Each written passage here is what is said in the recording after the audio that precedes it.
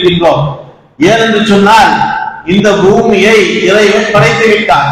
பூமியை எல்லாம் படைத்து மனிதர்களை படைக்கவில்லை. பூமியை மட்டும்தான் இறைவன் படைச்சிருக்கான். மனிதர்களை அப்புறம் கொஞ்ச காலத்துக்கு அப்புறம் வானத்திலிருந்து மனிதனை இறக்கிறான். ஆனா பூமியை ஆரம்பத்திலே படைச்சிட்டான். ஆனால் நீங்கள் யோசித்து பாருங்கள், மக்காமா நகரை அல்லாஹ் ரப்பில் ஆலமீன் தேர்ந்தெடுக்கிறான். ஏன் தேர்ந்தெடுக்கிறான்?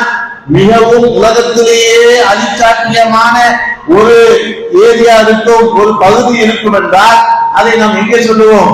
இன்னைக்கு பல இடத்தில் நாம் சொல்லலாம். ஆனால் அல்லாஹ் ரப்புல் ஆலமீன் எந்த இடத்தை தேர்வு செய்கிறான் பாருங்கள்.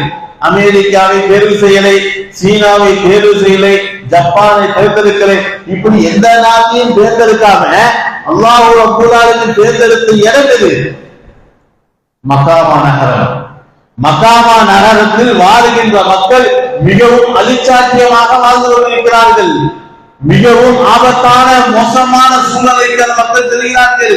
அப்படி என்றால் அந்த மக்களை வார்த்தெடுக்க வேண்டும், அந்த மக்களை எவர்களும் தன்னுடைய அன்புக்குரிய மக்களாக இருக்க வேண்டும் என்று அல்லாஹ் ரப்பில் ஆலமீன் அந்த இடத்திலிருந்தே ஒரு இறை தூதரை அல்லாஹ் ரப்பில் ஆலமீன் தேர்ந்தெடுக்கிறார். இறை தூதரை தேர்ந்தெடுத்து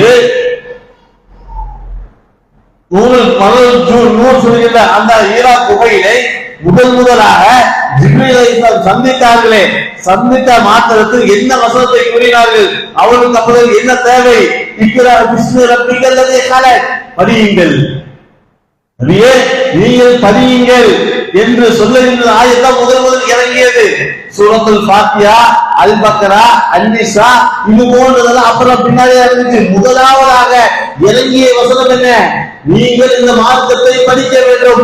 இக்ரா பிஸ்மி ரப்பிக்கல் லதீ கலக், அல்லாஹ்வுடைய திருநாமத்தை சொல்லி நபியே நீங்கள் படியுங்கள் படியுங்கள் என்ற இந்த விஷயத்தை அல்லாஹ் ரப்பில் ஆலமீன் சொல்லுகிறான் என்று சொன்னால் யோசித்து பாருங்கள். அந்த மக்களை அல்லாஹ் தேர்ந்தெடுக்கிறான்.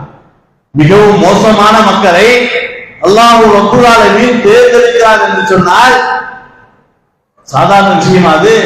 எவ்வளவோ உலகத்தில் எவ்வளவோ நாட்டுக்கு ஏன் அங்கே தேர்ந்தெடுக்கிறான்? மிகவும் மோசமானவர்கள். அந்த மக்களை தேர்ந்தெடுத்து மட்டுமல்ல, மனிதனுடைய படைப்பை நாம் கொஞ்சம் ஆராய்ச்சி செய்ய வேண்டும். இந்த மனிதனை இறைவன் படைச்சானே, படைச்ச விஷயத்துல மிகவும் அற்புதமான படைப்பு. அந்த படைப்பு படைத்ததுதான் இப்ப என்ன இறைவனுக்கு மாற்றமா செய்யலாம். இந்த படைப்பை வானலோகத்தில் அல்லாஹ் ரப்பல் ஆலமீன் காட்டுறான். எப்படி காட்டுறான்? நான் சிறந்த படைப்பாக